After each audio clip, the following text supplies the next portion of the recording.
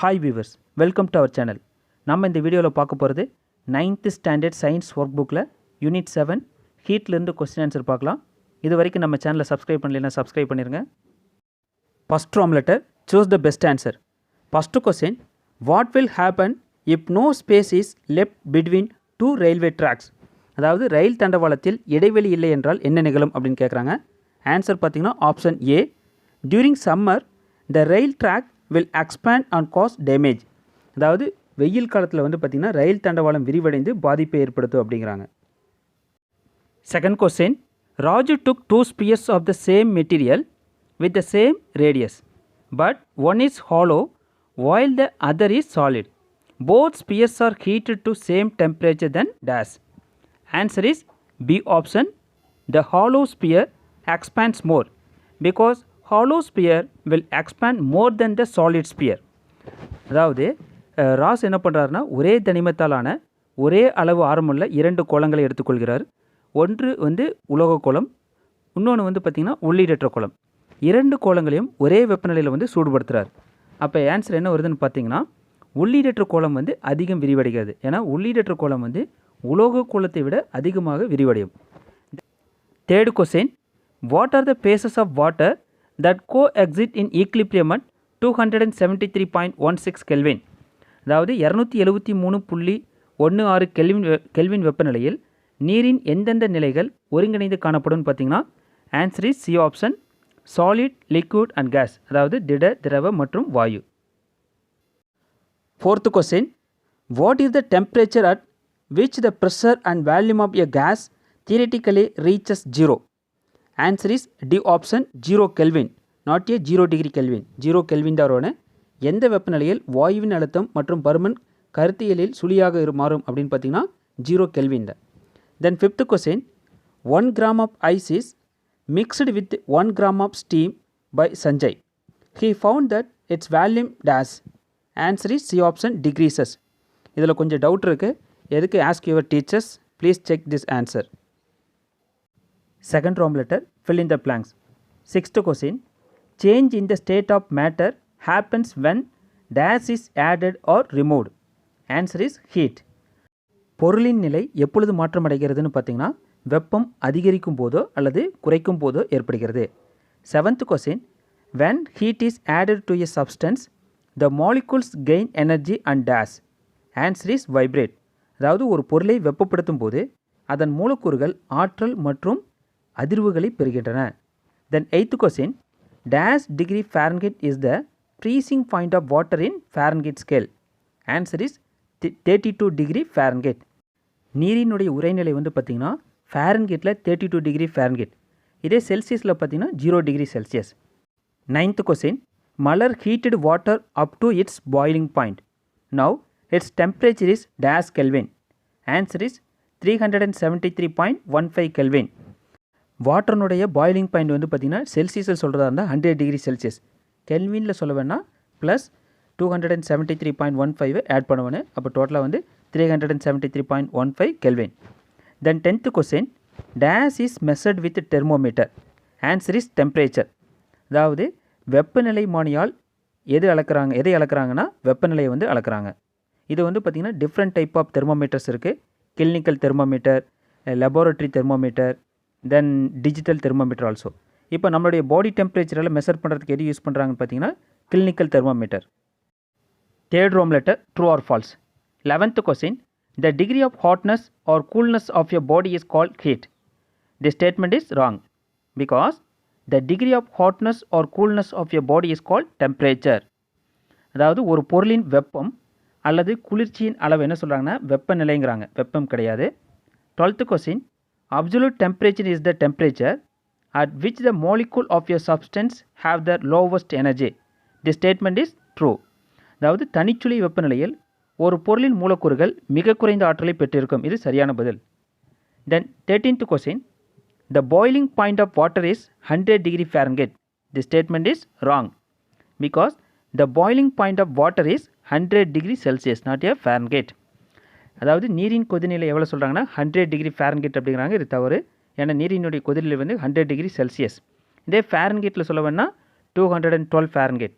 இதே கெல்வினில் சொல்ல வேணால் 373.15 Kelvin. Then 14th question, the expansion due to heat is maximum in liquid. This statement is wrong because the expansion due to heat is maximum in gases. Because expansion is greater for liquids than solids and it is maximum in gases. அதாவது வெப்பநிலை, அதாவது திரவங்கள் வெப்பத்தால் அதிகம் விரிவடைகின்றங்கிறாங்க. இது வந்து தவறு. ஏன்னா திரவம், திடப்பொருள் இது ரெண்டோட கேஸில் வந்து பார்த்திங்கன்னா அதிகமாக விரிவடைகின்றன. தென் 15th question, water changes its state when there is a change in temperature. This statement is true because when you heat ice cubes they become water and water on further heating changes into vapor. So solid becomes liquid and liquid becomes gas when heat is added. அதாவது வெப்பநிலை மாறும்போது நீரில் நிலை மாற்றம் ஏற்படுகிறாங்க. இது வந்து சரியான பதில். ஏன்னு பார்த்தீங்கன்னா இப்போது பனிக்கட்டியை வெப்பப்படுத்தணும்னா என்னாகு, நீராக மாறுது. இதே நீரை வந்து ஹீட் பண்ணோம்னா என்னாகு, அது வந்து வேப்பராக மாறிடுது. ஸோ அந்த மாதிரி திரவப்பொருள் வந்து திடப்பொருள் வந்து திரவமாக மாறுது, திரவப்பொருள் வந்து வாயு நிலைக்கு மாறுது. இந்த மாதிரி பல நிலைகளில் வந்து மாற்றம் ஏற்படுகிறது. தென் 4th Roman letter, short answer questions. 16th question, if the temperature of the body is minus 40 degrees Celsius, then how much is its value in Fahrenheit scale? இங்கே டெம்பரேச்சர் வந்து செல்சியஸில் கொடுத்துருக்குறாங்க. நாம் எதில் கன்வெர்ட் பண்ணணும்னா ஃபேரன்ஹீட்டுக்கு வந்து கன்வெர்ட் பண்ணணும். ஸோ அதுக்கு ஃபார்முலா வந்து பார்த்திங்கன்னா F = 9/5 into Celsius plus 32. Temperature வந்து எவ்வளோ கொடுத்துருக்காங்கன்னா -40 டிகிரி செல்சியஸ். ஸோ இதை அப்படியே அப்ளை பண்ணுறோம். 9/5 இன்ட்டு -40 ப்ளஸ் 32. இதை ஒர்க் அவுட் பண்ண என்ன கிடைக்குன்னா -72 ப்ளஸ் 32. ஸோ ஆன்சர் வந்து -40 degree Fahrenheit. So the temperature when both the Celsius and Fahrenheit scales are the same in -40 degrees. அதாவது செல்சியஸ் வந்து -40 டிகிரியில் இருந்துச்சு அப்படின்னா ஃபேரன்ஹீட்டும் வந்து பார்த்திங்கன்னா -40 டிகிரி கிடைக்கிது. ஸோ இது ரெண்டும் வந்து பார்த்திங்கன்னா சேமாக இருக்குது. 17th question, the graph given below indicates temperature of a substances in Celsius and Fahrenheit. Identify the gradient of A and B. அதாவது இந்த கிராஃபில் வந்து பார்த்திங்கன்னா ஒரு பொருளினுடைய வெப்பநிலை வந்து டிகிரி செல்சியஸ்லேயும் கொடுத்துருக்குறாங்க, ஃபேரன்ஹீட்லேயும் கொடுத்துருக்குறாங்க. இதில் வந்து ஏபியில் வந்து அதன் சாய்வை வந்து கண்டுபிடிக்க சொல்கிறாங்க. ஆன்சர் பார்த்திங்கன்னா ஃபஸ்ட்டு கிரேடியன்ட் கண்டுபிடிக்கிறதுக்கான ஃபார்முலா வந்து பார்த்திங்கன்னா change in y coordinate divided by change in x coordinate.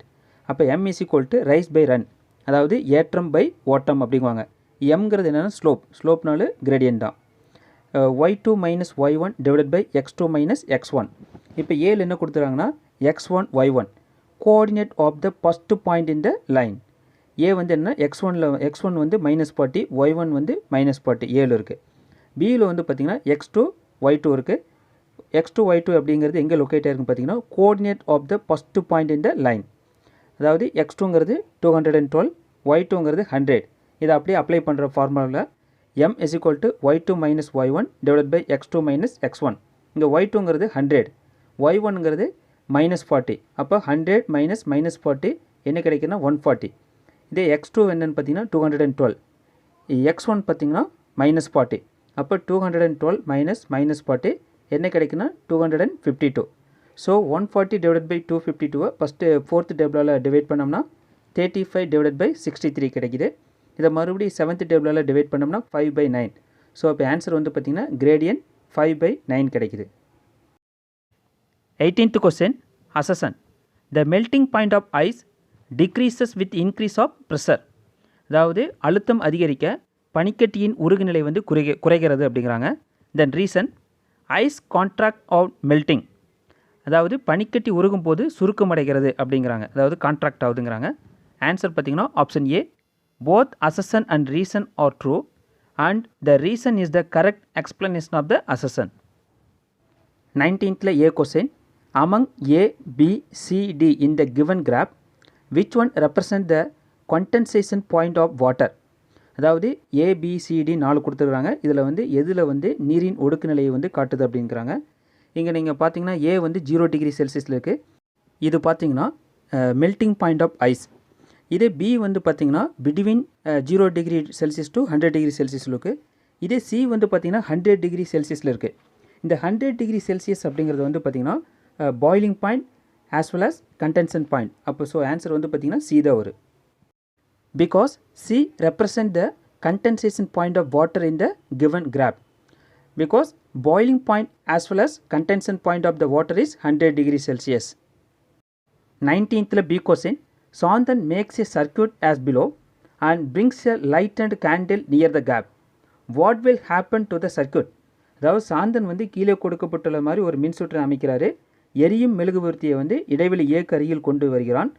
அப்போ வந்து அந்த மின்சுற்றில் வந்து என்ன நிகழும் அப்படின்னு கேட்குறாங்க.